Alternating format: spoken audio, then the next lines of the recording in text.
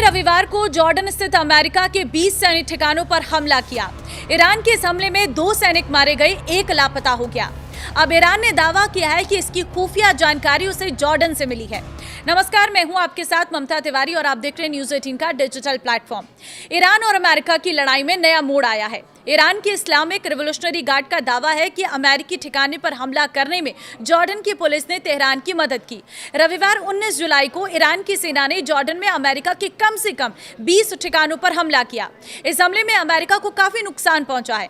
Iran के हमले में जॉर्डन में स्थित अमेरिका का रसद संयंत्र पूरी तरह से तबाह हो गया है।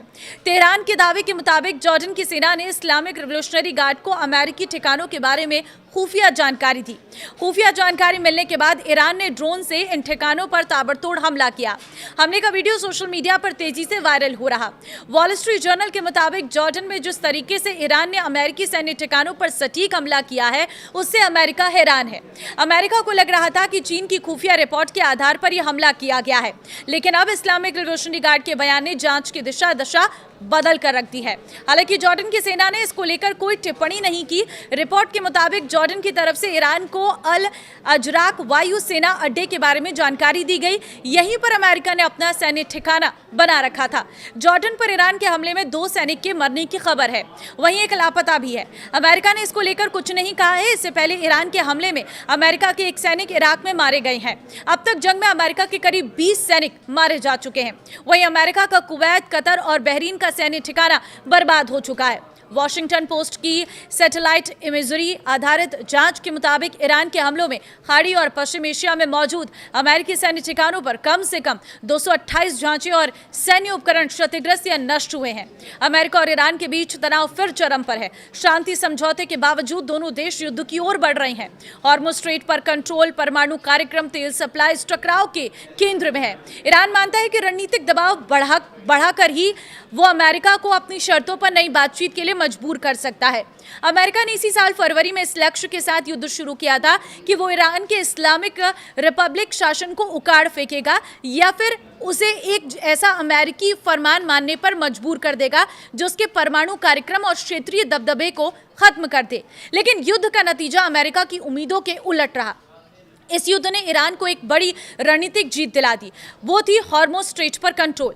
यह अमेरिका के लिए एक ऐसा झटका था जिसने उसे मजबूरन ईरान के साथ MOU पर दस्तखत करने के लिए विवश कर दिया। ईरान के शीर्ष नेताओं को शुरू से ही शक था कि यह समझौता अमेरिका की एक अस्थायी कूटनीतिक वापसी है। उन्हें लगा कि अमेरिका इसका इस्तेमाल वैश्विक अर्थव्यवस्था पर पड़ रहे दबाव को कम करने और युद्ध के अगले चरण की तैयारी के लिए कर रहा है।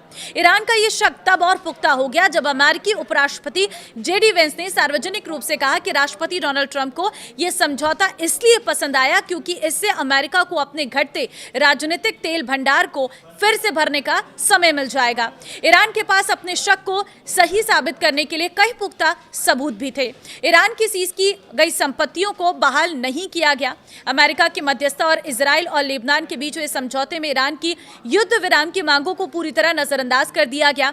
खाड़ी क्षेत्र में अमेरिकी सैन्य संपत्तियों और हथियारों का जमावड़ा बढ़ने लगा। सबसे अहम बात, अमेरिका में कमर्शियल जहाजों को भड़काया कि वे हॉर्मुज़ से गुजरने समय ईरानी अथॉरिटी के निर्देशों को ना माने। नतीजन कुछ जहाज ओमान के तट के करीब से गुजरने लगे। अमेरिका को लगा कि इससे हॉर्मुज़ पर ईरान की पकड़ और उसका दावा कमजोर हो जाएगा। ईरान का सबसे बड़ा ब्रह्मास्त्र हॉर्मुज़ अमेरिका के इन कदमों ईरान की बढ़त कमजोर करने की कोशिश की।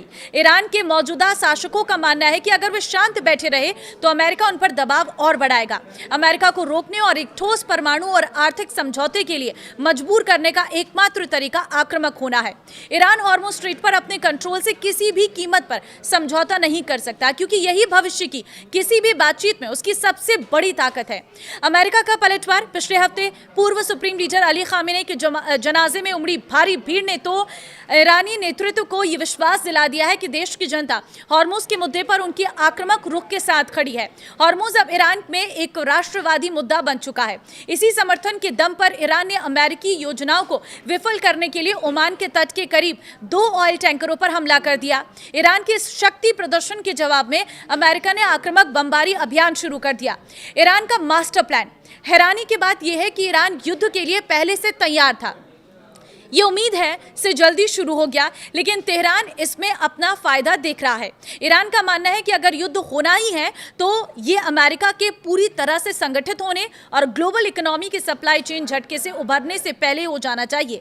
अब ईरान की रणनीति साफ है, वो अमेरिकी सैन्य दबाव को झेलेगा और खाड़ी में अमेरिकी सैन्य ठिकानों पर अपने हमले तेज करेगा। वो अमेरिकी नौसैनिक नाकेबंदी से होने वाले भारी आर्थिक संकट को बर्दाश्त करने के लिए तैयार है। ईरान को यकीन है कि हॉर्मुज़ स्ट्रेट के साथ साथ बाब अल मंदेब और लाल सागर को बंद करके वो वैश्विक अर्थव्यवस्था पर इतना भारी दबाव बना देगा कि डोनाल्ड ट्रंप को मजबूर होकर अपने कदम पीछे खींचने पड़ेंगे और बातचीत की मेज पर आना होगा।